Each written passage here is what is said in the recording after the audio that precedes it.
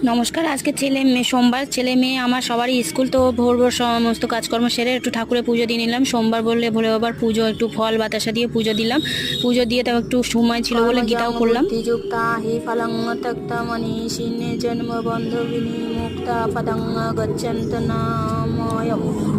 অনুবাদ: মনীষীগণ ভগবানের সেবায় যুক্ত হয়ে কর্মজাত ফল ত্যাগ করে জন্ম মৃত্যুর বন্ধন থেকে মুক্ত হন। এভাবে তারা সমস্ত দুঃখ দুর্দশার গতিত অবস্থা লাভ করে। ঠাকুরের প্রসাদটা তুলে তারপর পাখিদের খেতে দিলাম, দিয়ে তারপরে একটু ভাত বসিয়ে দিলাম, সিদ্ধ ভাত আর উষ্ণ গরম জল। আর প্রসাদটা প্রথমে খেয়ে নিয়ে তারপরে পেঁপে সিদ্ধ আলু সিদ্ধ দিয়ে ভাত খেয়ে এলো ছেলে মেয়ে, ওর বাবা স্কুলে চলে গেল।